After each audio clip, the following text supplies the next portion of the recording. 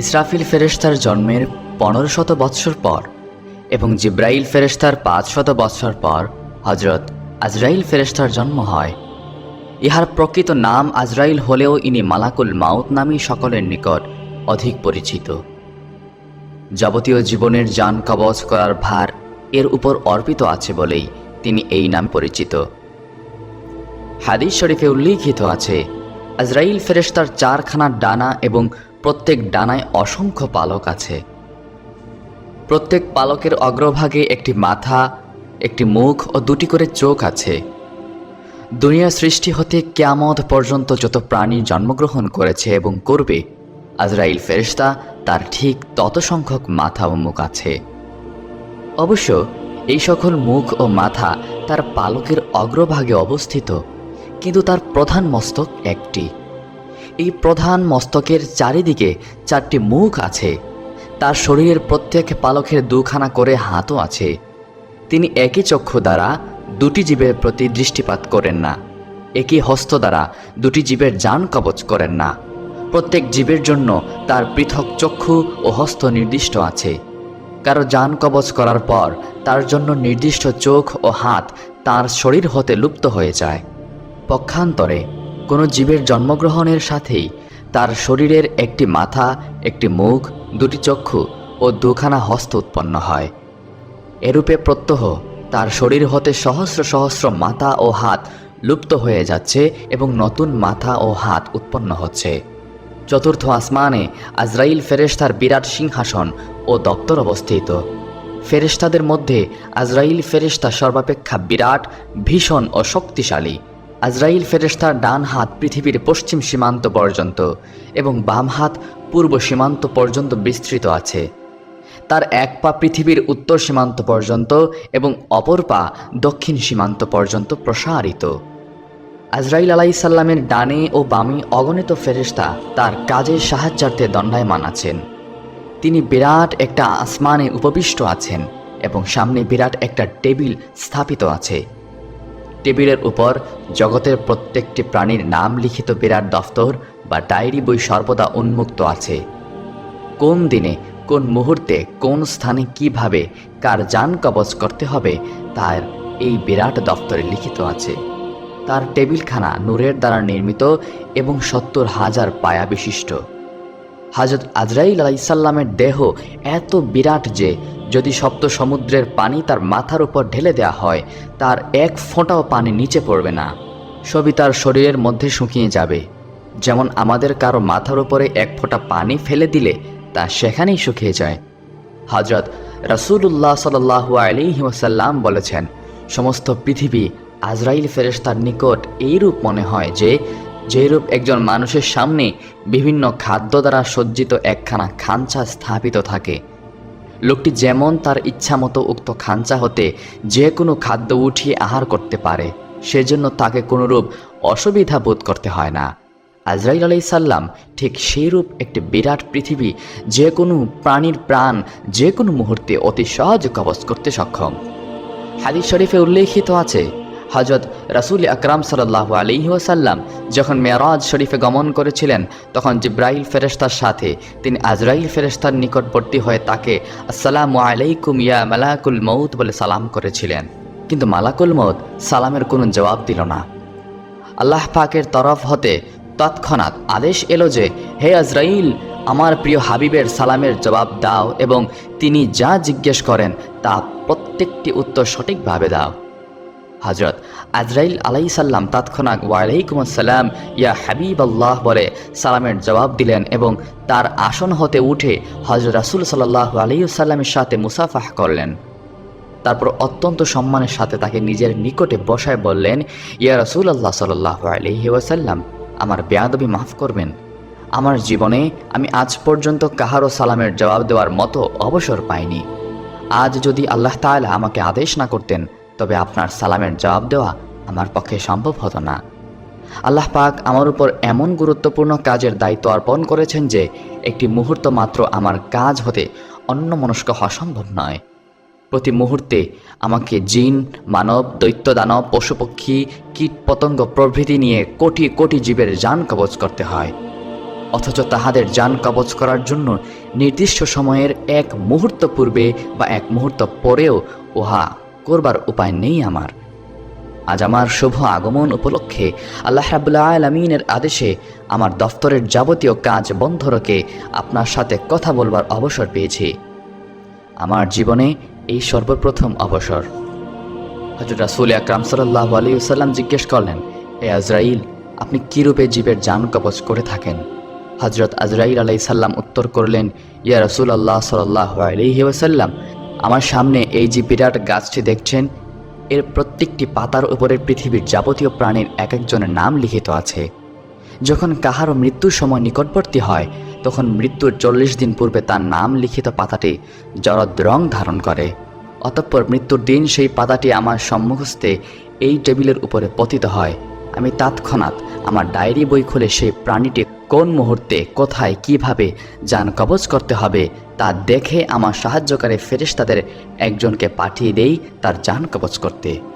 আজরাইল আলাইহিস সালাম বললেন, রূহ যে কি জিনিস আমি তা সঠিকভাবে নিজেও অবগত নেই, তবে একমাত্র বলতে পারি যে কারো জান কবজ করার পর আমার হাতের তালুতে সামান্য একটু ভার অনুভব করি।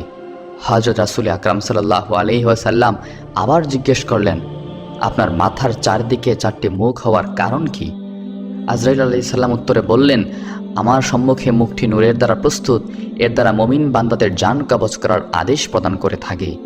ডান দিকের মুখটি আল্লাহর ক্রোধে দ্বারা প্রস্তুত, এর দ্বারা পাপীদের জান কবজ করার আদেশ প্রদান করে থাকে। বাম দিকের মুখটি আল্লাহর গজবের দ্বারা প্রস্তুত, এর দ্বারা মুনাফিকদের জান কবজ করার আদেশ দেয়। আর পিছনের মুখটি দুজখের অগ্নি দ্বারা প্রস্তুত, এর দ্বারা কাফির ও মুশরিকদের জান কবজ করার আদেশ দেয়। ইয়া রাসূলুল্লাহ সাল্লাল্লাহু আলাইহি ওয়াসাল্লাম, আপনার জন্য একটি শুভ সংবাদ এই যে, যেদিন আল্লাহ তাআলা আপনাকে এই কাজের ভার অর্পণ করেছেন, সেই দিনে আমাকে নির্দেশ দিয়েছেন যে উম্মতে মুহাম্মদের জান অত্যন্ত আসানের সহিত কবজ করবে। সন্তান যেমন মায়ের স্তন পান করতে করতে ঘুমিয়ে পড়ে, তখন তার মাথা তার মুখ হতে স্তনটি টেনে বের করে নেয়, অথচ সন্তান কিছুই বুঝতে পারে না, ঠিক সেইরূপভাবে যেন প্রত্যেক উম্মতে মুহাম্মদের জান কবজ করা হয়, তারা যেন মোটেই কষ্ট অনুভব না করে। হযরত রাসূল আকরাম সাল্লাল্লাহু আলাইহি ওয়াসাল্লামের কথা শুনে অত্যন্ত খুশি হয়ে আল্লাহ তাআলার সকল স্বরূপ ধরে সিজদা করলেন। তিনি পুনরায় জিজ্ঞেস করলেন, হে ভাই আজরাইল, কখনো কারো জান কবজ করার জন্য কি আপনি আপনার এই আসন পরিত্যাগ করে নিজে উঠে গমন করেছিলেন? আজরাইল আলাইহিস সালাম উত্তরে বললেন, হ্যাঁ, আমাকে জীবনে সর্বমোট 3 বার এই আসন ত্যাগ করে নিজেকেই গমন করতে হয়েছিল।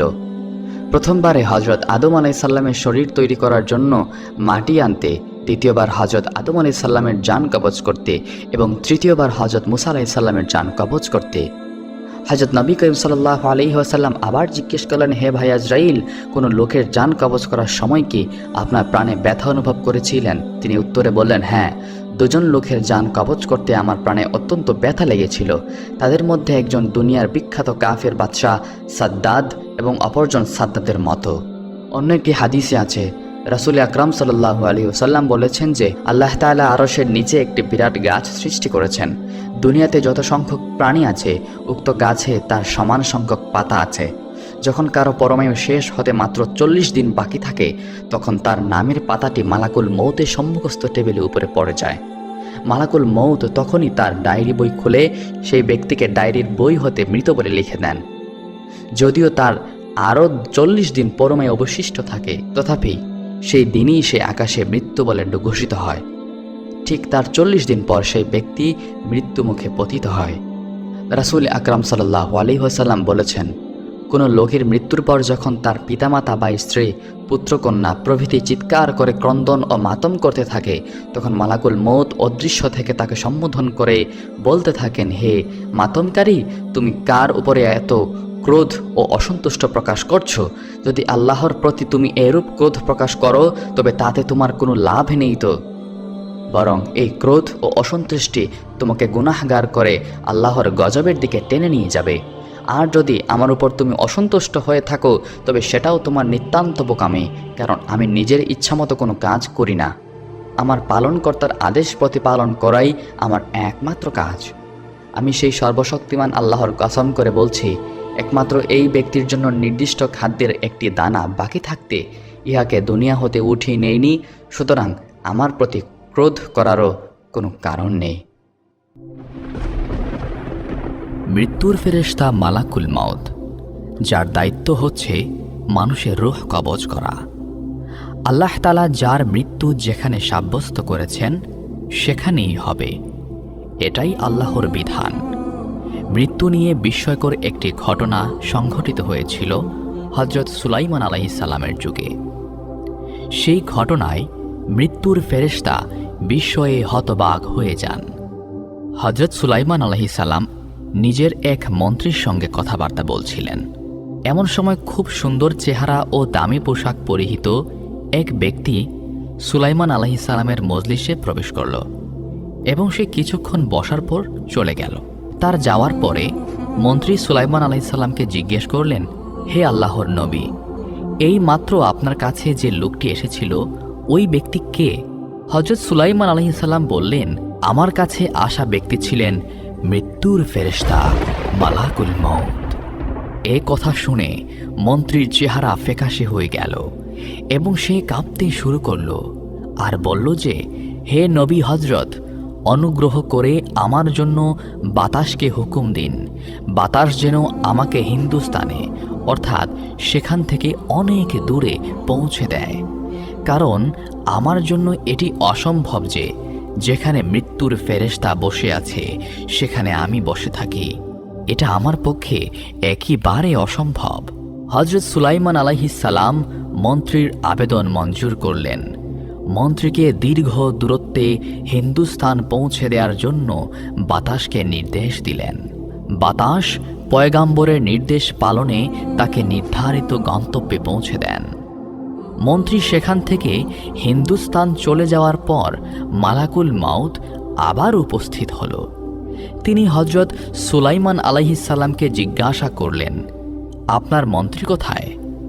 মালাকুল মাউতকে জানানো হলো, আপনার ভয়ের কারণে বাতাসের সাহায্যে মন্ত্রীকে মৃত্যুর নির্ধারিত স্থানে হিন্দুস্তানে পৌঁছে দেওয়া হয়েছে। আসলে এটি ছিল মহান আল্লাহর কুদরত, কারণ যার মৃত্যু যেখানে লেখা আছে সেখানেই হবে।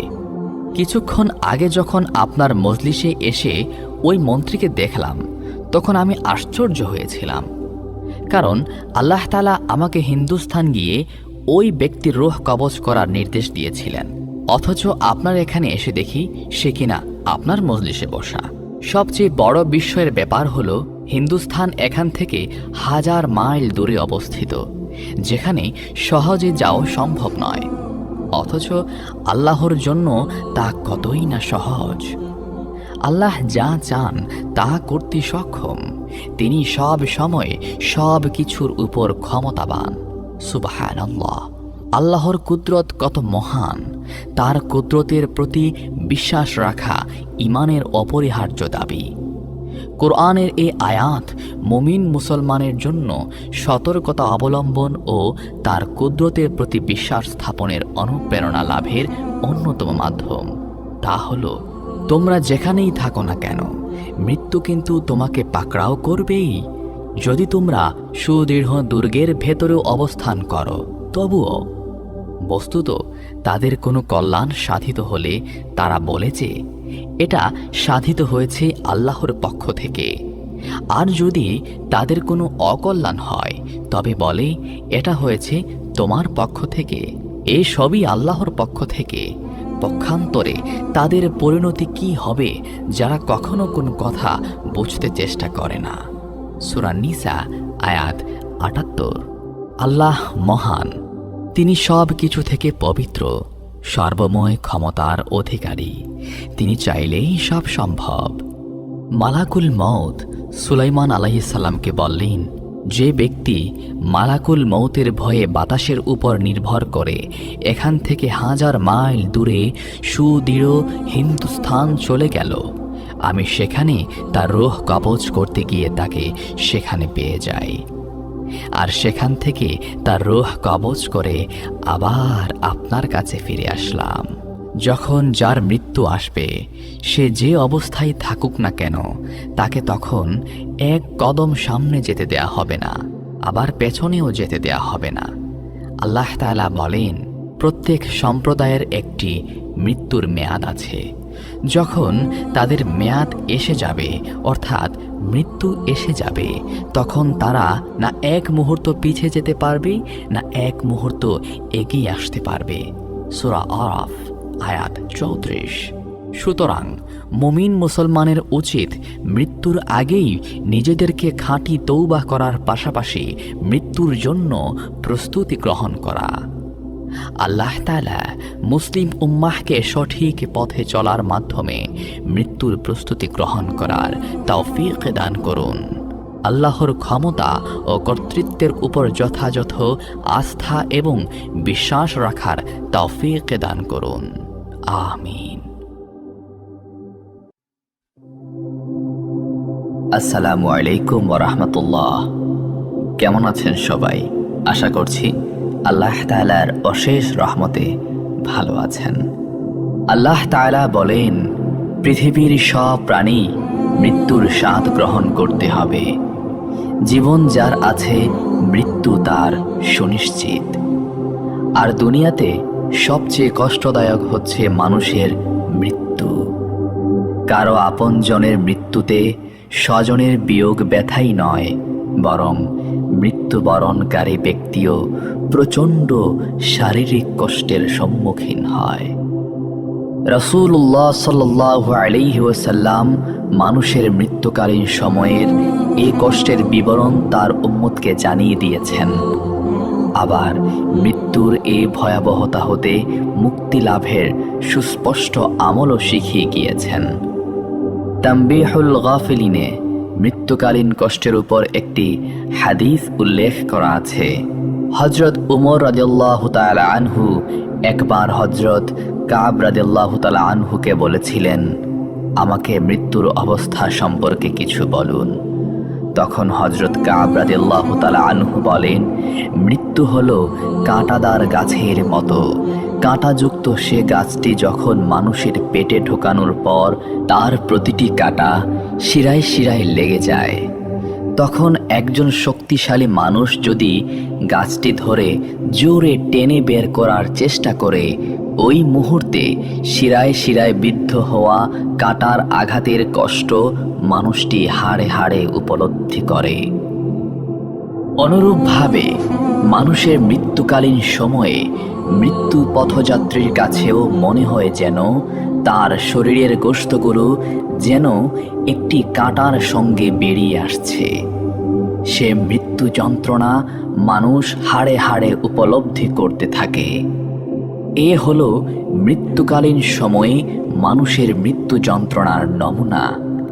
এ কারণেই আল্লাহ তাআলা কোরআনে ইরশাদ করেছেন, হে ঈমানদারগণ, তোমরা আল্লাহকে সেভাবে ভয় করো যেভাবে ভয় করা উচিত, এবং অবশ্যই মুসলমান না হয়ে মৃত্যুবরণ করো না। সূরা আল ইমরান আয়াত 102। আল্লাহ তাআলা কোরআনুল কারীমের মাধ্যমে মানুষকে আগেই সতর্ক করে দিয়েছেন, মৃত্যুর পূর্বে ইসলামে পরিপূর্ণভাবে প্রবেশ করে পূর্ণাঙ্গ মুসলমান হয়ে যাও, তবেই মৃত্যুকালীন কষ্টসহ পরকালের প্রথম মানজিল কবর, ফুলসিরাত, হাসরের ময়দান এবং আল্লাহর বিচারের দিন নাজাত লাভ করবে। আল্লাহ তাআলা মুসলিম উম্মাহকে মৃত্যুকালীন সময়ের কষ্ট থেকে হেফাজত করুন, পরকালে নাজাত দান করুন। আমিন। মৃত্যুর সময় রাসূল সাল্লাল্লাহু আলাইহি ওয়াসাল্লাম যে কথাটি বারবার বলেছিলেন, হযরত মুহাম্মদ সাল্লাল্লাহু আলাইহি ওয়াসাল্লামের জীবনের শেষ মুহূর্ত চলছে। ঠিক সে সময় একজন লোক এসে সালাম জানিয়ে বললেন, আমি কি ভিতরে আসতে পারি? রাসূল সাল্লাল্লাহু আলাইহি ওয়াসাল্লামের কন্যা ফাতিমা রাদিয়াল্লাহু তাআলা আনহা বললেন, দুঃখিত, আমার পিতা খুবই অসুস্থ। এ কথা বলে ফাতিমা রাদিয়াল্লাহু তাআলা আনহা দরজা বন্ধ করে রাসূল সাল্লাল্লাহু আলাইহি ওয়াসাল্লামের কাছে গেলেন। হযরত রাসূল সাল্লাল্লাহু আলাইহি ওয়াসাল্লাম বললেন, কে সেই লোক? ফাতিমা বললেন, এই প্রথম আমি তাকে দেখেছি, আমি তাকে চিনি না। রাসূল সাল্লাল্লাহু আলাইহি ওয়াসাল্লাম বললেন, শোনো ফাতিমা, সে হচ্ছে আমাদের এই ছোট্ট জীবনের অবসানকারী ফেরেশতা আজরাইল তথা মালাকুল মউত। এটা শুনে হযরত ফাতিমার অবস্থা তখন ক্রন্দনরত বোবার মতো হয়ে গিয়েছে। রাসূল সাল্লাল্লাহু আলাইহি ওয়াসাল্লাম বললেন, হে জিব্রাইল, আমার উম্মতের কি হবে? আমার উম্মতের নাজাতের কি হবে? জিব্রাইল আলাইহিস সালাম বললেন, হে রাসূল, আপনি চিন্তা করবেন না, আল্লাহ ওয়াদা করেছেন আপনার উম্মতের নাজাতের জন্য। মৃত্যুর ফেরেশতা ধীরে ধীরে রাসূলের কাছে এলেন জান কবজ করার জন্য। মালাকুল মউত আজরাইল আরও কাছে এসে ধীরে ধীরে রাসূল সাল্লাল্লাহু আলাইহি ওয়াসাল্লামের জান কবজ করতে থাকলেন। পাশে দাঁড়িয়ে থাকা জিব্রাইল আলাইহিস সালামকে রাসূল সাল্লাল্লাহু আলাইহি ওয়াসাল্লাম বললেন গোগানির সাথে, ওহ জিব্রাইল, এটা কেমন বেদনাদায়ক জান কবজ করা। ফাতিমা রাদিয়াল্লাহু তাআলা আনহা তার চোখ বন্ধ করে ফেললেন। আলী রাদিয়াল্লাহু তাআলা আনহু তার দিকে উপর হয়ে বসলেন। জিব্রাইল আলাইহিস সালাম তার মুখটা উল্টা দিকে ফিরিয়ে নিলেন। রাসূল সাল্লাল্লাহু আলাইহি ওয়াসাল্লাম বললেন, হে জিব্রাইল, তুমি মুখটা উল্টা দিকে ঘোরালে কেন? আমার প্রতি কি তুমি বিরক্ত? জিব্রাইল আলাইহিস সালাম বললেন, হে রাসূলুল্লাহ সাল্লাল্লাহু আলাইহি ওয়াসাল্লাম, সাকরাতুল মউতের অবস্থায় আমি আপনাকে কিভাবে দেখে সহ্য করতে পারি? ভয়াবহ ব্যথায় রাসূল সাল্লাল্লাহু আলাইহি ওয়াসাল্লাম ছোট্ট একটা গোগানি দিলেন। রাসূলুল্লাহ বললেন, হে আল্লাহ, সাকরাতুল মউত জান কবজের সময় যতই ভয়াবহ হোক সমস্যা নেই, আমাকে সকল ব্যথা দাও, আমি বরণ করে নেব, কিন্তু আমার উম্মতকে ব্যথা দিও না। রাসূল সাল্লাল্লাহু আলাইহি ওয়াসাল্লামের শরীরটা ধীরে ধীরে ঠান্ডা হয়ে আসতে লাগলো। তার পা, বুক কিছুই নড়ছে না এখন আর। রাসূল সাল্লাল্লাহু আলাইহি ওয়াসাল্লামের চোখের পানির সাথে তার ঠোঁটটা কম্পিত ছিল। তিনি কিছু বলবেন মনে হয়। হযরত আলী রাদিয়াল্লাহু তাআলা আনহু তার কানটা রাসূল সাল্লাল্লাহু আলাইহি ওয়াসাল্লামের মুখের কাছে নিয়ে গেলেন। রাসূল সাল্লাল্লাহু আলাইহি ওয়াসাল্লাম বললেন, নামাজ কায়েম করো এবং তোমাদের মাঝে থাকা দুর্বলদের যত্ন নিও।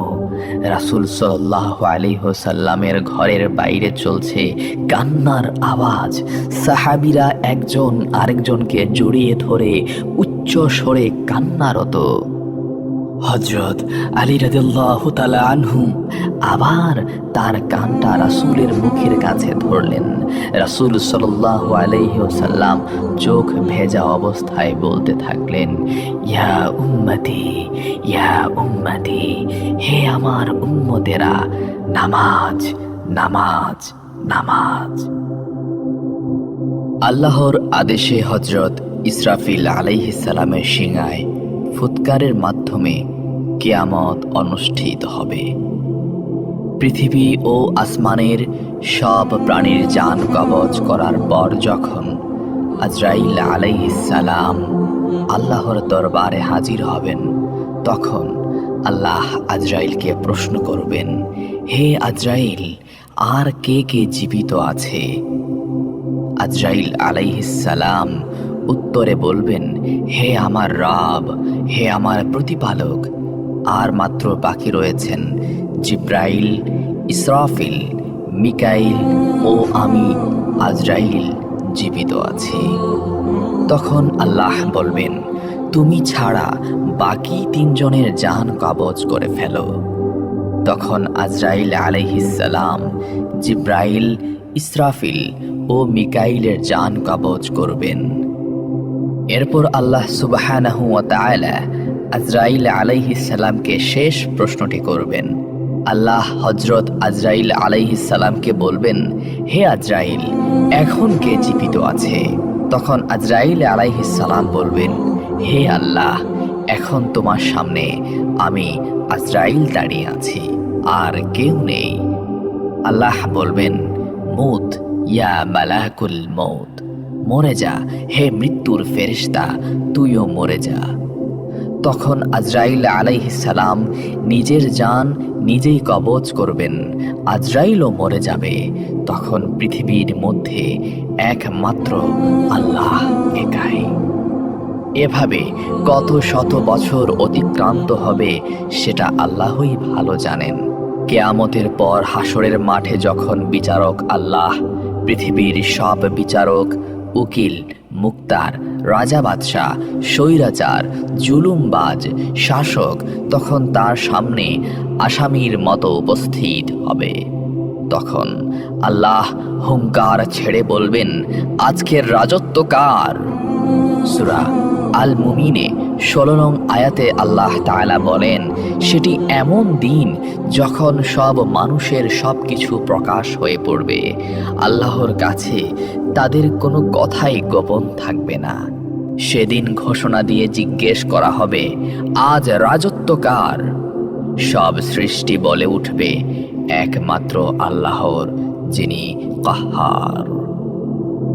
এই আয়াতের ব্যাখ্যায় বলা হয়েছে, শেষ বিচারের সাক্ষাৎ ও সমাবেশের দিন দ্বিতীয় ফুকের পরে হবে। দ্বিতীয় ফুৎকারের পরে নতুন ভূপৃষ্ঠ সমতল করে দেয়া হবে, যাতে কোনো আড়াল থাকবে না। দ্বিতীয় ফুকের মাধ্যমে সব কিছু পুনরুজ্জীবিত হওয়ার পরে তা বাস্তবায়িত হবে। কিন্তু একটি হাদিসে এসেছে, কিয়ামতের প্রারম্ভে আহ্বানকারী আহ্বান করে বলবেন, হে লোক সব, তোমাদের কিয়ামত এসেছে। তখন জীবিত মৃত সবাই শুনতে পাবে। আর আল্লাহ প্রথম আসমানে নেমে এসে বলবেন, আজকের দিনে কার রাজত্ব? একমাত্র পরাক্রমশীল আল্লাহর জন্যই।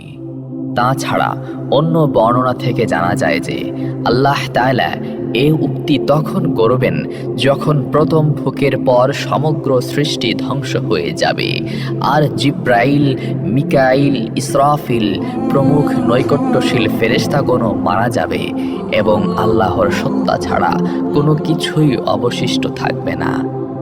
আল্লাহ বলবেন, আজকের দিন রাজত্ব কার? আল্লাহ নিজেই জবাব দেবেন, প্রবল পরাক্রান্ত এক আল্লাহর। হাদিস থেকে এর সমর্থন পাওয়া যায়। কিয়ামতের দিন আল্লাহ সমগ্র পৃথিবী এবং সমগ্র আসমান সমূহকে হাতে গুটিয়ে বলবেন, আমি বাদশাহ, আমি পরাক্রমশালী, আমি অহংকারী। দুনিয়ার বাদশারা কোথায়? কোথায় পরাক্রমশালীরা? কোথায় অহংকারকারীরা? এখানে ঐতিহাসিক এ ঘটনায় উল্লেখ্য যে সামানি খানদানের শাসক নাসর ইবনে আহমদ নিশাপুরে প্রবেশ করলে একটি দরবার ডাকেন এবং সিংহাসনে বসার পর কুরআন মাজিদ তেলাওয়াতের মাধ্যমে কাজকর্ম শুরু হবে বলে আদেশ দেন। এ কথা শুনে একজন সম্মানিত জ্ঞানী ব্যক্তি অগ্রসর হন এবং কুরআন তেলাওয়াত করেন। যখন তিনি কুরআন তেলাওয়াত করছিলেন তখন রাজ্যের বাদশাহ নাসর ভীত সন্ত্রস্ত হয়ে পড়েন। তিনি কাঁপতে কাঁপতে সিংহাসন থেকে নামলেন এবং মাথার মুকুট খুলে সিজদায় পড়লেন। বললেন, হে প্রভু, বাদশাহী তোমারই, আমার নয়। এরপর শুরু হবে বিচার। তিনি এমন বিচারক যে মামলায় আনীত অভিযোগ প্রমাণ করতে তার অতিরিক্ত সময় লাগবে না, বরং আসামির পুরো জীবনের প্রতিটি মুহূর্তের ঘটনা লিপিবদ্ধ থাকবে। আল্লাহ বলেন, আজ প্রত্যেক প্রাণীকে তার কৃতকর্মের প্রতিদান দেয়া হবে। আজ কারো প্রতি কোনো জুলুম হবে না। আল্লাহ অতি দ্রুত হিসাব গ্রহণকারী। সূরা মুমিন। কোনো ধরনের জুলুমই হবে না। আয়াতে এই অংশের ব্যাখ্যায় তাফসীরের কিতাবে লেখা হয়েছে, প্রকাশ থাকে যে প্রতিদানের ক্ষেত্রে জুলুমের কয়েকটি রূপ হতে পারে। 1.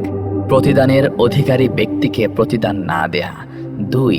সে যতটা প্রতিদান লাভের উপযুক্ত তার চেয়ে কম দেয়া। 3 শাস্তিযোগ্য না হলেও শাস্তি দেয়া। 4 যে শাস্তির উপযুক্ত তাকে শাস্তি না দেয়া। 5 যে কম শাস্তির উপযুক্ত তাকে বেশি শাস্তি দেয়া। 6 জালেমের নির্দোষ মুক্তি পাওয়া এবং মজলুমের তা চেয়ে চেয়ে দেখতে থাকা। 7 একজনের অপরাধে অন্যকে শাস্তি দেয়া। কোনো ধরনের জুলুমি হবে না। আল্লাহর এ বাণীর উদ্দেশ্য হচ্ছে তার আদালতে এ ধরনের কোনো জুলুমি হতে পারে না। তাফহিমুল কোরআন। আল্লাহ অতি দ্রুত হিসাব গ্রহণকারী। আয়াতে এই অংশের ব্যাখ্যায় বলা হয়েছে, হিসাব নিতে আল্লাহর কোনো বিলম্ব হবে না।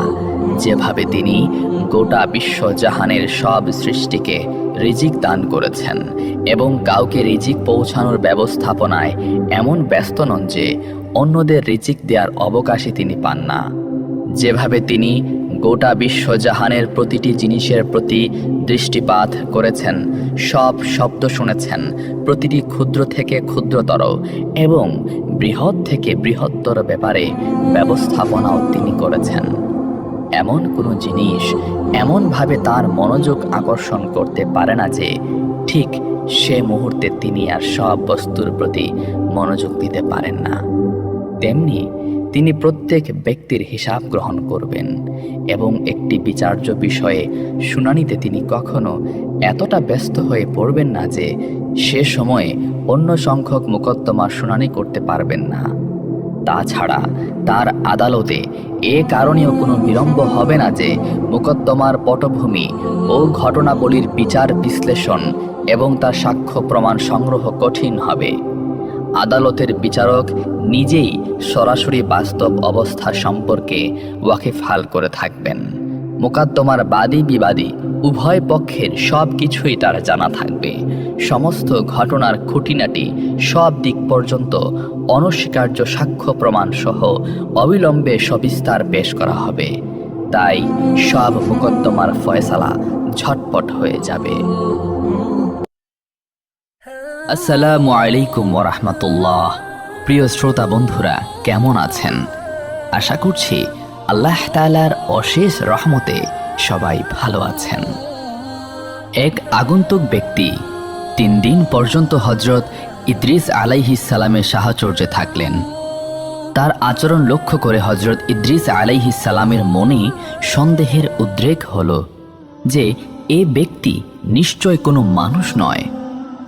অতএব তিনি বললেন, আল্লাহর কসম, আপনি আপনার প্রকৃত পরিচয়টা বলুন। আগন্তুক বলল, আমি কোনো মানুষ নয়, আমি একজন ফেরেশতা। আমার নাম মালাকুল মউত তথা আজরাইল। হযরত ইদ্রিস আলাইহিস সালাম বললেন, আপনি কি দুনিয়ার যাবতীয় প্রাণীর জান কবজ করিয়া থাকেন? মালাকুল মউত বলল, হ্যাঁ। হযরত ইদ্রিস আলাইহিস সালাম বললেন, তবে মনে হয় আপনি আমার জান কবজ করতেই এসেছেন এখানে। মালাকুল মউত বলল, না, আমি জান কবজ করতে এখানে আসিনি, আপনার সাথে ভ্রাতৃত্ব স্থাপন করতে এসেছি। আমার একান্ত বাসনা আপনিও আমার এ প্রস্তাবে রাজি হবেন। হযরত ইদ্রিস আলাইহিস সালাম বললেন, আমি আপনার সাথে এক শর্তে ভ্রাতৃত্ব স্থাপন করতে রাজি। যদি আপনি আমাকে একবার মৃত্যুর অবস্থানটা উপভোগ করান, যদি আপনি আমাকে এখনই একবার মৃত্যুর অবস্থানটা উপভোগ করান, তাহলে আমার অনেক উপকার হতো। মৃত্যুর ভয়ে আমি বেশি করে আল্লাহর ইবাদত করতে পারতাম। মালাকুল মউত বললেন, আল্লাহর অনুমতি ছাড়া আমি এ কাজ করতে পারি না। আল্লাহ এখনো আপনার জান কবজ করার হুকুম আমাকে দেননি। হযরত ইদ্রিস আলাইহিস সালাম বললেন, আপনি আল্লাহর নিকট হতে অনুমতি চেয়ে নিন। মালাকুল মউত আল্লাহর নিকট অনুমতি প্রার্থনা করলে আল্লাহ তাকে অনুমতি দেন। অনুমতি পেয়ে মালাকুল মউত হযরত ইদ্রিস আলাইহিস সালামের জান কবজ করলেন। জান কবজ করার পর মালাকুল মউত তথা আজরাইল আলাইহিস সালাম পুনরায় আল্লাহর কাছে প্রার্থনা করলেন হযরত ইদ্রিস আলাইহিস সালামের জান ফিরিয়ে দেওয়ার জন্য। আল্লাহ তার প্রার্থনা কবুল করলেন। অতঃপর ফেরেশতা আজরাইল আলাইহিস সালাম হযরত ইদ্রিস আলাইহিস সালামকে জিজ্ঞাসা করলেন, ভাই ইদ্রিস, জান কবজ করার সময় আপনার কী রূপ লেগেছিল? হযরত ইদ্রিস আলাইহিস সালাম বললেন, কোনো জীবিত প্রাণীর শরীরের চামড়া মাথা হতে পা পর্যন্ত খসে খসে তুলে ফেললে প্রাণীটির যেরূপ কষ্ট হয় আমারও সেরূপ কষ্ট হয়েছে। মালাকুল মউত বললেন, ভাই ইদ্রিস, আমি আজ পর্যন্ত যত জান কবজ করেছি এত সহজে কারো জান কবজ করিনি। হযরত ইদ্রিস আলাইহিস সালাম হযরত আজরাইল আলাইহিস সালামকে বললেন, আমার মনে দোজখ দেখার খুব স্বাদ জেগেছে। যদি আপনি আমাকে দোজখ দেখাতেন তবে আমি দোজখের ভয়ে ইবাদত বন্দেগীতে আরও বেশি মনোযোগী হতে পারতাম। মালাকুল মউত তাকে দোজখ দেখাতে দোজখের দরজায় নিয়ে গেলেন। তিনি দোজখ দেখার পর বললেন, ভাই আজরাইল আলাইহিস সালাম, আমার মনে বেহেশত দেখার বড়ই স্বাদ জেগেছে। যদি আপনি আমার এই স্বাদটি পূরণ করতেন তাহলে আপনার প্রতি চিরকৃতজ্ঞ থাকতাম। মালাকুল মউত বললেন, যদি আপনি আমাকে কথা দেন যে বেহেশত দেখেই আপনি আমার নিকট ফিরে আসবেন তাহলে আমি আপনাকে বেহেশত দেখাতে পারি। হযরত ইদ্রিস আলাইহিস সালাম তাতে রাজি হলে মালাকুল মউত তাকে বেহেশত দেখাতে নিয়ে গেলেন। বেহেশতের দরজায় আসলে হযরত ইদ্রিস আলাইহিস সালাম তার পায়ের জুতা খুলে বেহেশতে প্রবেশ করলেন। তিনি কিছু সময় বেহেশতে ঘোরাফেরা করলেন। এরপর তিনি মালাকুল মউতের কাছে ফিরে এসে নিজের প্রতিশ্রুতি রক্ষা করলেন। পরক্ষণে তিনি এক দৌড়ে আবার বেহেশতে ঢুকে গেলেন। মালাকুল মউত তাকে ডেকে বলল, ভাই ইদ্রিস, আপনি আবার বেহেশতে ঢুকলেন কেন? তাড়াতাড়ি বেরিয়ে আসুন, আমি আপনাকে আবার পৃথিবীতে পৌঁছে দেব। হযরত ইদ্রিস আলাইহিস সালাম বেহেশতের ভেতর থেকে জবাব দিলেন, ভাই আজরাইল, আল্লাহ তাআলা এরশাদ করেছেন প্রত্যেক প্রাণী একবার মৃত্যুর স্বাদ গ্রহণ করবে এবং একবার দোজখ না দেখে বেহেশতে যেতে পারবে না। আমি তো একবার মৃত্যুর স্বাদ গ্রহণ করলাম এবং দোজখও দেখলাম, তারপর বেহেশত হতে বের হয়ে আপনাকে দেয়া প্রতিশ্রুতিও রক্ষা করলাম। অতএব আমি আর বেহেশত হতে বের হব না, আপনি আপনার কাজে চলে যেতে পারেন। মালাকুল মউত হযরত ইদ্রিস আলাইহিস সালামের জবাব শুনে কর্তব্য স্থির করতে না পেরে দাঁড়িয়ে রইলেন।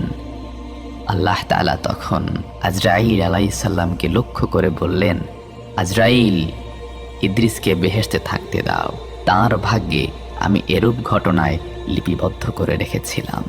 অতএব হযরত ইদ্রিস আলাইহিস সালাম মহা সুখে বেহেশতে বসবাস করতে লাগলেন।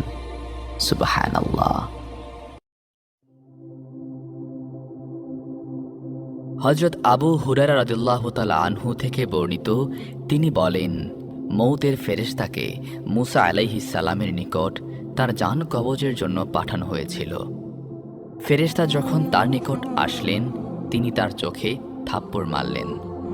তখন ফেরেশতা তার রবের নিকট ফিরে গেলেন এবং বললেন, আপনি এমন এক বান্দার নিকট পাঠিয়েছেন যে মরতে চায় না। আল্লাহ বললেন, তুমি তার কাছে ফিরে যাও এবং তাকে বলো সে যেন তার একটি হাত একটি গরুর পিঠে রাখে। তার হাত যতগুলো পশম ঢাকবে তার প্রতিটি পশমের পরিবর্তে তাকে 1 বছর করে হায়াত দেয়া হবে। মুসা আলাইহিস সালাম বললেন, হে রব, তারপর কি হবে? আল্লাহ বললেন, তারপর মৃত্যু। মুসা আলাইহিস সালাম বললেন, এখনই হোক। আবু হুরায়রা রাদিয়াল্লাহু তাআলা আনহু বলেন, তখন তিনি আল্লাহর নিকট আরজ করলেন তাকে যেন আরদে মুকাদ্দাস বা পবিত্র ভূমি থেকে পাথর নিক্ষেপের দূরত্বের সমান স্থানে পৌঁছে দেয়া হয়। আবু হুরায়রা রাদিয়াল্লাহু তাআলা আনহু বলেন, রাসূলুল্লাহ সাল্লাল্লাহু আলাইহি ওয়াসাল্লাম বলেছেন, আমি যদি সেখানে থাকতাম তাহলে অবশ্যই আমি তোমাদেরকে রাস্তার পাশে লাল টিলার নিচে কবরটি দেখিয়ে দিতাম। রাবি আব্দুর রাজ্জাক বলেন, মামর রহমতুল্লাহি আলাইহি আবু হুরায়রা রাদিয়াল্লাহু তাআলা আনহু সূত্রে নবী সাল্লাল্লাহু আলাইহি ওয়াসাল্লাম থেকে অনুরূপ বর্ণনা করেছেন। আবার এরকম বর্ণনাও আছে, হযরত আবু হুরায়রা রাদিয়াল্লাহু তাআলা আনহু থেকে বর্ণিত, রাসূলুল্লাহ সাল্লাল্লাহু আলাইহি ওয়াসাল্লাম বলেছেন, মালাকুল মউত অর্থাৎ জান কবজকারী ফেরেশতাকে মূসা আলাইহিস সালামের নিকট প্রেরণ করা হলো। তিনি যখন এলেন তখন মূসা আলাইহিস সালাম তাকে জোরে থাপ্পড় মারলেন, যার ফলে মালাকুল মউতের চক্ষু বের হয়ে পড়ল। তখন তিনি আল্লাহর নিকট আরজ করলেন, আপনি আমাকে এমন বান্দার নিকট প্রেরণ করেছেন যিনি মউত চান না। আল্লাহ তাআলা তখন নিজ কুদরতে তার চক্ষু আপন স্থানে ফিরিয়ে দিয়ে বললেন, তুমি আবার যাও এবং তাকে বলো আপনি একটি ষাঁড়ের পিঠে হাত রাখুন। ওই হাতের নিচে যত পশম পড়বে আপনি চাইলে এর প্রতিটি পশমের বিনিময়ে আপনার হায়াত 1 বছর করে দীর্ঘায়িত হবে। মূসা আলাইহিস সালাম এ কথা শুনে বললেন, এরপর কি হবে? আল্লাহ তাআলা বললেন, মৃত্যু আসবেই। মূসা আলাইহিস সালাম বললেন, তাহলে এখনই মৃত্যু দিন। এখানে উল্লেখ যে বিখ্যাত হাদিস বিশারদগণ বলেন, মালাকুল মউত মূসা আলাইহিস সালামের অনুমতি না নিয়েই মানুষের বেশে তার ঘরে প্রবেশ করেছিলেন। তখন তিনি তাকে চিনতে না পেরে বিনা অনুমতিতে ঘরে প্রবেশ করার কারণে তাকে আঘাত করেন। ফাতহুল বারী। তো বন্ধুরা, এই ছিল হযরত মূসা আলাইহিস সালাম কর্তৃক হযরত আজরাইল আলাইহিস সালামকে থাপ্পড় মারার ঘটনা।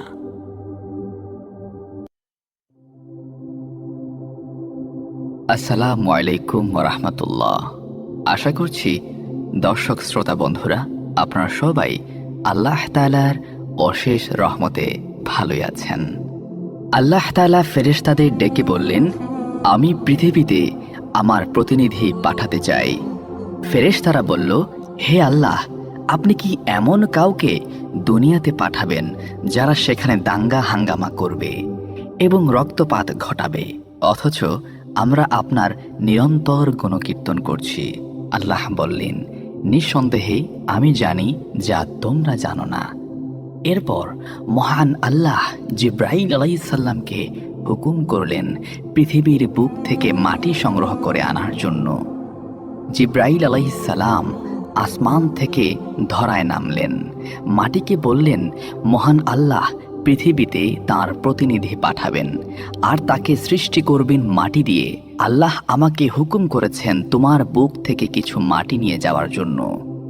মাটি কান্নাকাটি শুরু করলো, বলল, আদম সন্তান অতিশয় পাপাচারী আর গুনাহগার হবে, এই কারণে তারা অধিকাংশ সংখ্যক জাহান্নামে যাবে। আমার শরীর দিয়ে তাদের সৃষ্টি করলে তাদের পাপের কারণে আমাকে জাহান্নামের আগুনে জ্বলতে হবে। জাহান্নামের আগুনে জ্বলার সাধ্য আমার নাই। জিব্রাইল, তুমি ফিরে গিয়ে আল্লাহকে বলো তিনি যেন অন্য কোনো উপাদান দিয়ে আদমকে সৃষ্টি করেন, কিন্তু আমাকে বা মাটি দিয়ে নয়।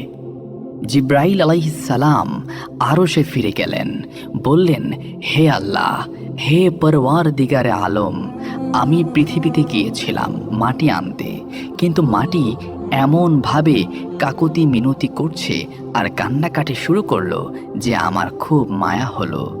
আমি মাটি আনতে পারিনি, আমাকে ক্ষমা করুন। আল্লাহ রাব্বুল আলামিন ইসরাফিল আলাইহিস সালামকে ডেকে পাঠালেন, তাকে বললেন জমিন থেকে মাটি আনার জন্য। তিনি জমিনে আসলেন। ইসরাফিল আলাইহিস সালামের বেলায়ও জিব্রাইল আলাইহিস সালামের মতো ঘটনা ঘটল। তিনিও মাটি নিতে পারলেন না। তিনিও ফিরে গিয়ে আল্লাহর কাছে অপারগতা প্রকাশ করলেন এবং ক্ষমা চাইলেন।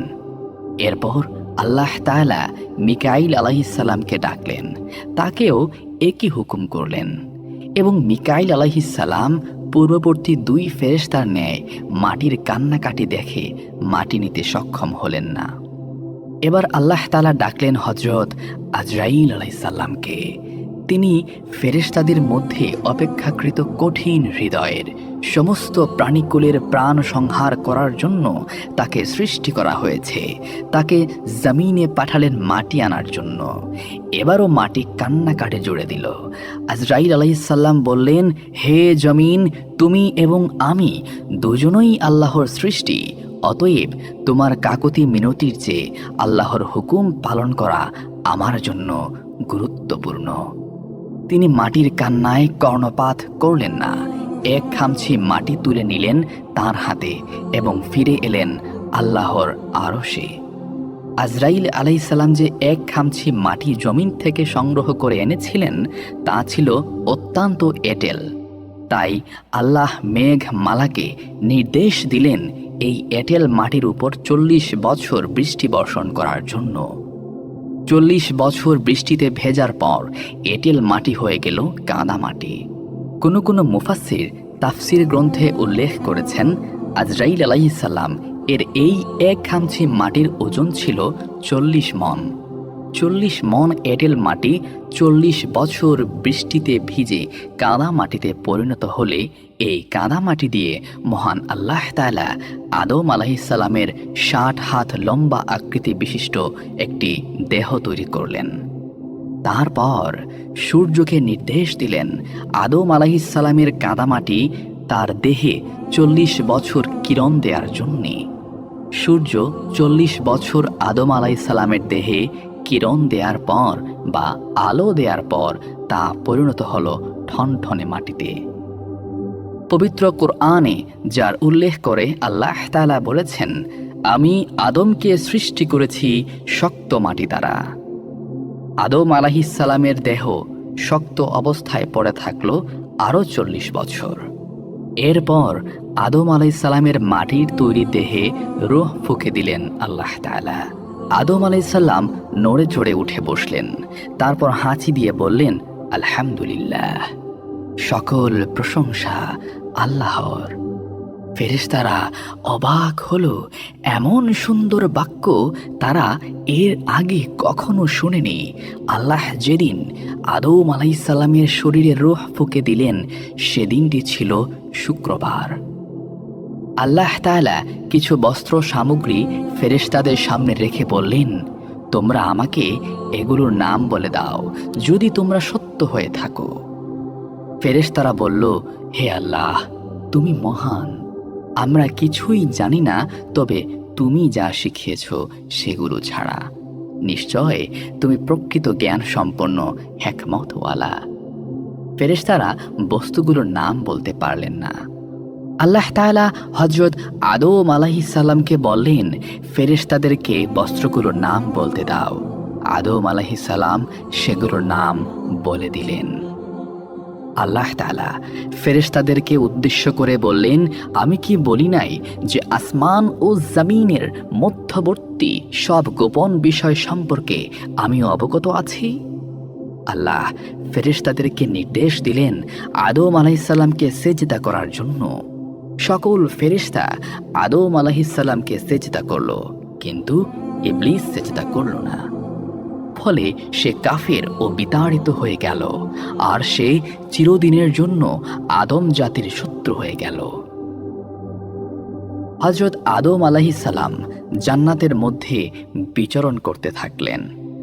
একদিন ঘুম থেকে উঠে দেখলেন তার পাশে অপূর্ব সুন্দরী এক নারী শুয়ে আছে। তিনি জানতে চাইলেন, হে আল্লাহ, কে এই নারী? আল্লাহ বললেন, তোমার স্ত্রী হাওয়া। তোমরা জান্নাতের মধ্যে যেখানে ইচ্ছা বিচরণ করো, যা ইচ্ছা করে সব খাও, শুধু ওই গাছটার ধারে কাছেও যেও না এবং ওই গাছের ফল ভক্ষণ করো না, অন্যথায় তোমরা জালিমদের অন্তর্ভুক্ত হয়ে যাবে। আর মনে রেখো, শয়তান তোমাদের প্রকাশ্য শত্রু। আদম আলাইহিসসালাম এবং হাওয়া আলাইহিস সালাম জান্নাতে সুখে স্বাচ্ছন্দ্যে বিচরণ করছিলেন, আর ইবলিস যে আদমকে সেজদা না করার জন্য বিতাড়িত হয়েছে, সেই আদমকে পথভ্রষ্ট করার জন্য সে কৌশল খুঁজছিল। একদিন সে অতিশয় বৃদ্ধের আকৃতি ধারণ করে এসে আদম আলাইহিস সালাম এবং হাওয়া আলাইহিস সালামকে ধোঁকা দিল। সে তাদের উভয়কে বলল, এই গাছটার ফল অত্যন্ত উপকারী। তোমরা যদি এই ফল খাও তাহলে তোমরা চিরস্থায়ীভাবে জান্নাতে থাকতে পারবে, তোমাদের মর্যাদা আরও বৃদ্ধি হবে। হযরত আদম আলাইহিস সালাম আল্লাহর দেয়া সতর্ক বার্তা বেমালুম ভুলে গেলেন। ইবলিসকে ফেরেশতা মনে করে তারা উভয়ে তার কথা বিশ্বাস করে ওই গাছের ফল ভক্ষণ করলেন। সঙ্গে সঙ্গে তাদের শরীর থেকে জান্নাতি পোশাক খুলে পড়ে গেল। তারা গাছের পাতা দিয়ে নিজের শরীর ঢাকার চেষ্টা করলেন। আওয়াজ আসলো, হে আদম, আমি কি তোমাকে সতর্ক করিনি যে ওই গাছের ধারে কাছেও যেও না? আমি কি বলিনি যে শয়তান তোমাদের প্রকাশ্য শত্রু? আদম আলাইহিস সালাম বুঝতে পারলেন তিনি শয়তানের ধোঁকায় পড়ে আল্লাহর হুকুম অমান্য করেছেন। তাই তিনি সেজদায় লুটিয়ে পড়লেন এবং আল্লাহর কাছে ক্ষমা প্রার্থনা করলেন। আল্লাহ বললেন, তোমরা নিষিদ্ধ গাছের ফল খেয়ে সীমালঙ্ঘন করেছ, তোমরা জান্নাতে থাকার অধিকার হারিয়েছ। তোমরা পৃথিবীতে নেমে যাও, সেখানে তোমাদের কিছু কাল অবস্থান করতে হবে। আর আমার পক্ষ থেকে যদি কোনো হুকুম পৌঁছে, তবে যে ব্যক্তি আমার হুকুম মেনে চলবে তাকে না শয়তান ধোঁকা দিতে পারবে, না তাদের কোনো ভয় ভীতি থাকবে। হযরত আদম আলাইহিস সালাম এবং হাওয়া আলাইহিস সালামকে নামিয়ে দেয়া হলো পৃথিবীতে। হযরত আদম আলাইহিস সালামকে নামানো হলো বর্তমান শ্রীলঙ্কার কলম্বো থেকে অনতি দূরে একটি পাহাড়ে, যেটি অ্যাডামস পিক নামে পরিচিত, যেখানে আকৃতিতে অনেক বড় এবং বহু পুরনো একটি পায়ের ছাপ রয়েছে। ঐতিহাসিকগণ বিভিন্নভাবে প্রমাণ করার চেষ্টা করেছেন যে এইটাই আমাদের আদি পিতা হযরত আদম আলাইহিস সালামের ফুটপ্রিন্ট। হযরত হাওয়া আলাইহিস সালামকে নামানো হয়েছিল সৌদি আরবের জেদ্দায়। হযরত আদম আলাইহিস সালাম এবং হাওয়া আলাইহিস সালামকে যেদিন জান্নাত থেকে পৃথিবীতে নামিয়ে দেওয়া হয়, সে দিনটি ছিল শুক্রবার। জনমানবহীন পৃথিবীতে দুটি মাত্র মানুষ দুজনকে খুঁজতে লাগলেন, আর ইতিপূর্বে জান্নাতে তাদের কৃত ভুলের জন্য আল্লাহর কাছে ক্ষমা প্রার্থনা করতে থাকলেন। বর্ণিত আছে, হযরত আদম আলাইহিস সালাম তার কৃত ভুলের জন্য একাধারে 350 বছর আল্লাহর কাছে কান্নাকাটি করেছেন। আরও বর্ণিত আছে, হযরত আদম আলাইহিস সালাম আল্লাহর কাছে ক্ষমা প্রার্থনাকালে যে পরিমাণ অশ্রু ঝরিয়েছেন, কিয়ামত পর্যন্ত আগত সমস্ত মানুষের চোখের পানি একত্র করলেও তার সমমান হবে না। সুবহানাল্লাহ। অবশেষে মহান আল্লাহ তাআলা হযরত আদম আলাইহিস সালামের প্রতি করুণার ভরে লক্ষ্য করলেন। বললেন, হে আদম, আমি কিছু বাক্য শিখিয়ে দিব। সেসব বাক্যের মাধ্যমে প্রার্থনা করলে আমি তোমাকে ক্ষমা করে দেব। আল্লাহ তাআলা আদম আলাইহিস সালামকে শিখিয়ে দিলেন, বলো, রব্বানা যালামনা আনফুসানা ওয়া ইল্লাম তাগফির লানা ওয়া তারহামনা লানাকুনান্না মিনাল খাসিরিন। হযরত আদম আলাইহিস সালাম মহান আল্লাহর শিখানো বাক্যের মাধ্যমে আল্লাহর কাছে মাফ চাইলেন এবং তওবাহ করলেন। অতঃপর আল্লাহ তাআলা তাকে ক্ষমা করে দিলেন। সুবহানাল্লাহ। আল্লাহ তাআলা যেদিন হযরত আদম আলাইহিস সালামের তওবা কবুল করেছিলেন, সে দিনটিও ছিল শুক্রবার। হযরত আদম আলাইহিস সালাম এবং হাওয়া আলাইহিস সালাম দুজন দুজনকে খুঁজতে খুঁজতে আরাফাত ময়দানে তাদের সাক্ষাৎ হয়। তারা আল্লাহর কাছে শুকরিয়া আদায় করলেন। অতঃপর তারা সংসার শুরু করলেন। পৃথিবীতে একটি মাত্র মানুষ জানতেন যে তিনি কতদিন বাঁচবেন। হযরত আদম আলাইহিস সালামকে আল্লাহ বলে দিয়েছিলেন, তুমি পৃথিবীতে 1000 বছর বাঁচবে। এ ব্যাপারে হাদিসে একটি মজার ঘটনা উল্লেখ আছে। জান্নাতের মধ্যে একবার আদম আলাইহিসসালামের সামনে কিছু রূহকে হাজির করা হলো। হযরত আদম আলাইহিসসালাম জানতে চাইলেন, ইয়া আল্লাহ, এরা কারা? আল্লাহ বললেন, এরা তোমার সন্তান, যারা তোমার পরে পৃথিবীতে আসবে। আদম আলাইহিসসালাম বললেন, ওই যে রূহটা দেখা যায় ও কে? আল্লাহ তাআলা বললেন, ও তোমার সন্তান দাউদ, সেও নবী হয়ে পৃথিবীতে আসবে। আদম আলাইহিসসালাম বললেন, দাউদ কতদিন পৃথিবীতে বাঁচবে? আল্লাহ তাআলা বললেন, 40 বছর। আদম আলাইহিসসালাম আল্লাহকে জিজ্ঞেস করলেন, হে আল্লাহ, আমি কতদিন বাঁচব? আল্লাহ তাআলা বললেন, 1000 বছর। আদম আলাইহিসসালাম আল্লাহ তাআলাকে জিজ্ঞেস করলেন, হে আল্লাহ, আমি 1000 বছর বাঁচব, আর আমার সন্তান দাউদ মাত্র 40 বছর বাঁচবে। আপনি দাউদের হায়াত কিছু বাড়িয়ে দিন। আল্লাহ তাআলা বললেন, তা কি করে হয়? এটা তো নির্দিষ্ট হয়ে গেছে। আদম আলাইহিসসালাম আল্লাহ তাআলাকে বললেন, হে আল্লাহ, আমার 1000 বছর হায়াত থেকে 60 বছর আয়ু কমিয়ে দাউদকে দিয়ে দেন। আল্লাহ তাআলা আদম আলাইহিসসালামের সুপারিশ কবুল করলেন। পৃথিবীতে আসার পর হযরত আদম আলাইহিসসালামের বয়স যখন 940 বছর পূর্ণ হয়, তখন আজরাইল আলাইহিসসালাম আদম আলাইহিসসালামের নিকট এসে বললেন, হে আল্লাহর নবী, আল্লাহ আমাকে আপনার জান কবজ করার জন্য পাঠিয়েছেন। আদম আলাইহিসসালাম বললেন, কেন?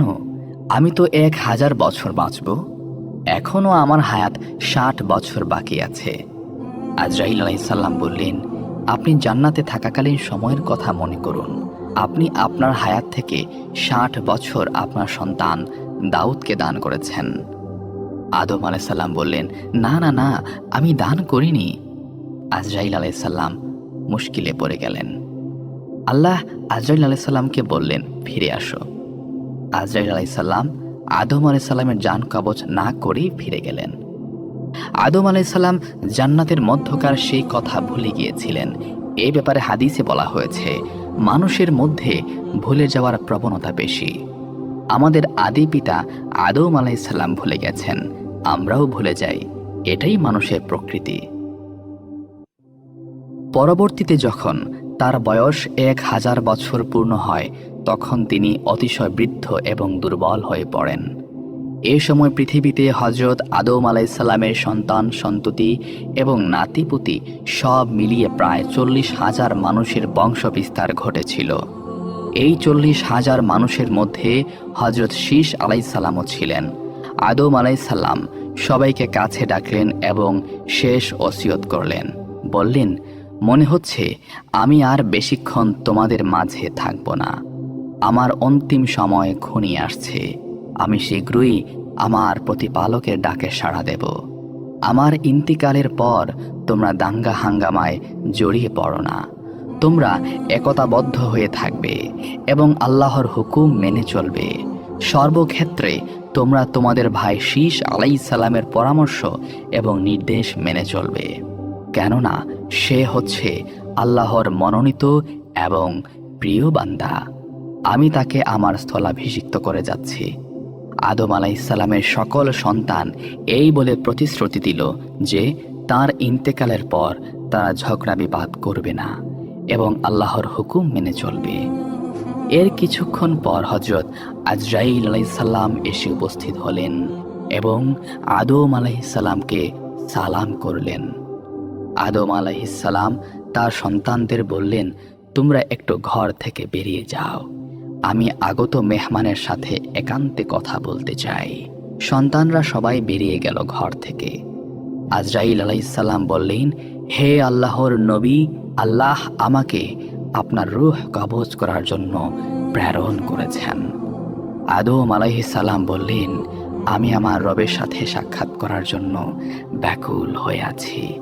আমি শীঘ্রই আমার রবের সাথে সাক্ষাৎ লাভের ইচ্ছা পোষণ করছি। আজরাইল আলাইহিসসালাম হযরত আদম আলাইহিসসালামের জান কবজ করে নিয়ে গেলেন। আদম আলাইহিসসালামের মৃত্যুর পর হাওয়া আলাইহিসসালাম এবং তার সন্তানগণ কান্নায় ভেঙে পড়ল। তারা শোকে হতবিহ্বল হয়ে পড়ল। এরপর মৃত ব্যক্তি সৎকার নিয়ে একটি সমস্যা দেখা দিল, কেননা তখন পর্যন্ত মৃত ব্যক্তি সৎকারের ব্যাপারে কোনো বিধান কার্যকর করা হয়নি। উপরন্তু এটা ছিল মানব ইতিহাসে প্রথম প্রকাশ্য মৃত্যু। যেহেতু এটি প্রথম প্রকাশ্য মৃত্যু ছিল, তাই এই সৎকারের ব্যাপারে একটি সংকট দেখা দিল। এর পূর্বে কাবিল কর্তৃক হাবিল হত্যার ঘটনা ছিল মানব ইতিহাসে প্রথম মৃত্যু, কিন্তু সেটা ছিল লোকচক্ষুর আড়ালে। আদম আলাইহিসসালামের সময় আল্লাহ কর্তৃক জিব্রাইল আলাইহিসসালাম হজরত শীশ আলাইহিসসালামের নিকট প্রেরিত হয়ে মৃত ব্যক্তির দাফন কাফন এবং জানাজার পদ্ধতি শিখিয়ে দিলেন। হজরত শীশ আলাইহিসসালামের তত্ত্বাবধানে হজরত আদম আলাইহিসসালামের লাশ গোসল করানো হলো, তারপর দাফন কাফন করানো হলো। বর্ণিত আছে, আদম আলাইহিসসালামের মৃত্যুতে হজরত হাওয়া আলাইহিসসালাম শোকে কাতর হয়ে পড়েন এবং বছর খানেকের মধ্যে তিনিও ইন্তেকাল করেন। হজরত আদম আলাইহিসসালাম যেদিন মৃত্যুবরণ করেন সেদিনটিও ছিল শুক্রবার।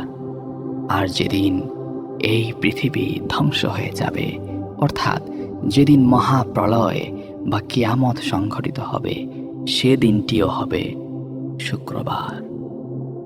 তো প্রিয় শ্রোতা বন্ধুরা, এতক্ষণ শুনছিলেন আজরাইল আলাইহিসসালাম কিভাবে হজরত আদম আলাইহিসসালামের জান কবজ করছিলেন এবং কিভাবে হজরত আদম আলাইহিসসালামের মাধ্যমে পৃথিবীতে আদম সন্তানদের জন্ম হয়েছে। এবং আল্লাহ তাআলা এটিও উল্লেখ করে দিয়েছেন, এই পৃথিবীতে যেদিন মহাপ্রলয় নেমে আসবে সেদিনটিও হবে শুক্রবার। আল্লাহ তাআলা মৃত্যুকে আজরাইল আলাইহিসসালামের অধীন করে দেওয়ার পর সে আল্লাহর নিকট আরজ করল, হে আল্লাহ, আপনি আমার উপরে যে কঠিন দায়িত্ব প্রদান করলেন তা আমি সর্বদা প্রতিপালন করতে যথাসাধ্য চেষ্টা করব। তবে আমার একটা কথা, আপনি যদি আমাকে অনুমতি প্রদান করেন তবে আমার এই দায়িত্ব গ্রহণের কথা আমি আসমান ও জমিনের সর্বত্র একবার ঘোষণা করব। আল্লাহ তাআলা আজরাইলের প্রার্থনা মঞ্জুর করে তাকে ঘোষণা করবার অনুমতি প্রদান করলেন। তখন আজরাইল ফেরেশতা তার সমস্ত পাখা বিস্তার করে আকাশে উড়ে আসমান ও জমিনের সর্বত্র বজ্র নিদানে ঘোষণা করতে লাগলো, হে আকাশ ও পৃথিবীর অধিবাসীগণ, আজ তোমরা আমাকে ভালোরূপে চিনে রাখো। আমি সেই ব্যক্তি যে প্রত্যেক বন্ধুকে তার বন্ধু হতে পৃথক করবে।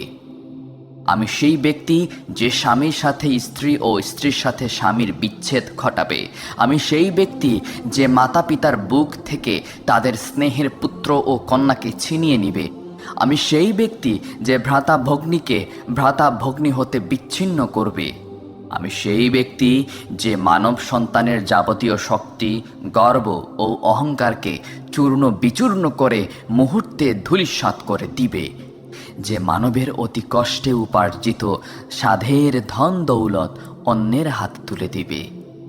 যদি তোমরা গভীর সমুদ্রের অতল তলদেশে অথবা দুর্গম পর্বতের নিভৃত গুহায় অথবা জনপ্রাণী শূন্য গভীর অরণ্যে লুকায়িত হও, তবুও আমার কবল হতে কিছুতেই তোমরা নিষ্কৃতি পাবে না। প্রত্যেক প্রাণীকেই একবার আমার কবলে পড়তেই হবে। হাদিস শরীফে উল্লিখিত আছে, হযরত রাসূল সাল্লাল্লাহু আলাইহি ওয়াসাল্লাম বলেছেন, যখন কোনো লোকের মৃত্যুর সময় উপস্থিত হয় তখন আজরাইল ফেরেশতা একজন মানবের আকৃতি ধারণ করে এসে মুমূর্ষু ব্যক্তির সামনে দাঁড়ায়। মুমূর্ষু ব্যক্তি তাকে জিজ্ঞেস করে, তুমি কে? তোমাকে তো আমি আর কখনো দেখিনি, তুমি কি জন্য এসেছো? তদুত্তরে আজরাইল ফেরেশতা বলেন, আমি মালাকুল মউত, তোমাকে দুনিয়া হতে উঠিয়ে নিতে এসেছি। আজ আমি তোমার স্ত্রী কিংবা তোমার ছেলে মেয়েদিকে এতিম করব।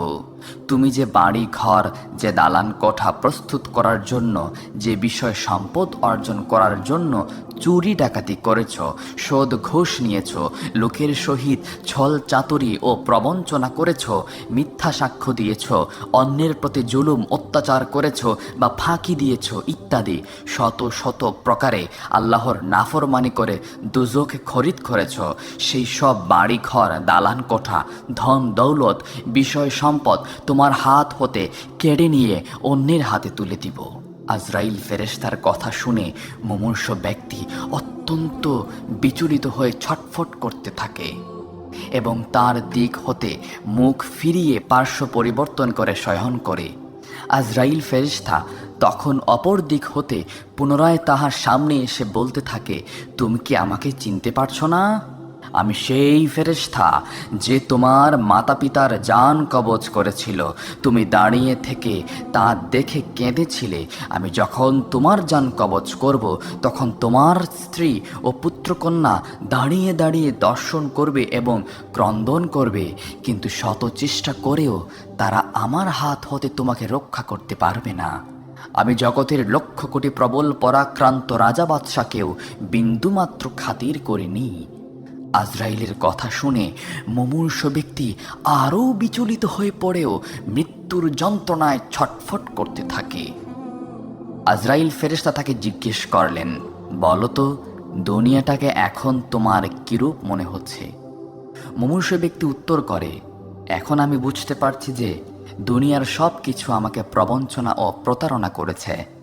ঠিক এই সময় আল্লাহ তাআলা দুনিয়াকে এক বৃদ্ধার আকৃতি বিশিষ্ট করে তার সম্মুখে উপস্থিত করেন। দুনিয়া মুমূর্ষু ব্যক্তিকে তিরস্কার করে বলতে থাকে, হে পাপিষ্ঠ, কোন আক্কেলে তুই আমাকে প্রবঞ্চক ও প্রতারক বলে গালি দিচ্ছিস? এরূপ কথা বলতে কি তোর একটু লজ্জা হলো না? দুনিয়ার বুকে তুই নিজেই তো শত শত গুনাহের কাজ করছিস, কোনোদিন তো তুই গুনাহ হতে বাঁচতে বিন্দুমাত্র চেষ্টা করিসনি। তুই সর্বদাই আমাকে পাওয়ার জন্য লালায়িত ছিলি, কিন্তু আমি কোনোদিন তোকে চাইনি। তুই আমার মায়ায় মুগ্ধ হয়ে ন্যায় অন্যায়, হালাল হারাম প্রভৃতির পার্থক্য পর্যন্ত ভুলে গিয়েছিলি। তখন তোর মনে বিশ্বাস ছিল যে চিরদিন তোর এইভাবেই কেটে যাবে, তুই চিরকাল দুনিয়াতেই থাকবি, দুনিয়া ছেড়ে কোনো দিনই তোকে যেতে হবে না। অথচ তোর নিজের ভুলের জন্য আজ তুই আমাকে দোষারোপ করছিস, প্রতারক বলছিস, প্রবঞ্চক বলে গালি দিচ্ছিস। তোর মতো দুনিয়ার লোকের পক্ষে দুনিয়াকে গালি দেয়া মোটেই শোভা পায় না। অতঃপর তার সম্মুখ হতে বৃদ্ধারূপিণী দুনিয়া অদৃশ্য হয়ে গেল। এমন সময় শয্যাশায়ী ব্যক্তির অর্জিত ধন সম্পদ তার সম্মুখে উপস্থিত হয়ে তাকে তিরস্কার করে বলতে থাকে, হে পাপিষ্ঠ, তুই অসৎ উপায়ে আমাকে উপার্জন করেছিলি এবং নিজের ভোগ বিলাসের জন্য সঞ্চয় করে রেখেছিলি। আল্লাহর রাস্তায় সৎ পথে তা ব্যয় করিসনি, দান খয়রাত করিসনি। আজ দেখ, তুই আমাদেরকে ত্যাগ করে খালি হাতে চলে যাচ্ছিস এবং আমরা আজ অন্যের হাতে চলে যাচ্ছি। আল্লাহর নাফরমানি করে অসৎ উপায়ে আমাদেরকে সংগ্রহ করে তোর লাভ কি হলো? আমাদের দ্বারা আজ তোর কোনোই উপকার হবে না, অথচ আমাদেরকে উপার্জন করতে তুই যে পাপ করেছিস তার ফল তোকে ভোগ করতেই হবে। তুই কি কোনোদিনই দেখিসনি যে আল্লাহ তাআলা মহাপবিত্র গ্রন্থ আল কোরআনুল হাকিমে ঘোষণা করেছেন, সেদিন ধন দৌলত এবং সন্তান সন্ততি কোনোই কাজে আসবে না, শুধুমাত্র যারা সরল অন্তঃকরণ নিয়ে আল্লাহর সমীপে উপস্থিত হবে তারাই উপকৃত হবে। অতঃপর মালাকুল মউত তার জান কবজ করে নিয়ে যায়। তো বন্ধুরা, আজকের এই পর্বটি এই পর্যন্তই। পরবর্তী পর্বের জন্য অপেক্ষায় থাকুন, আমাদের পাশেই থাকুন। জাযাকাল্লাহ।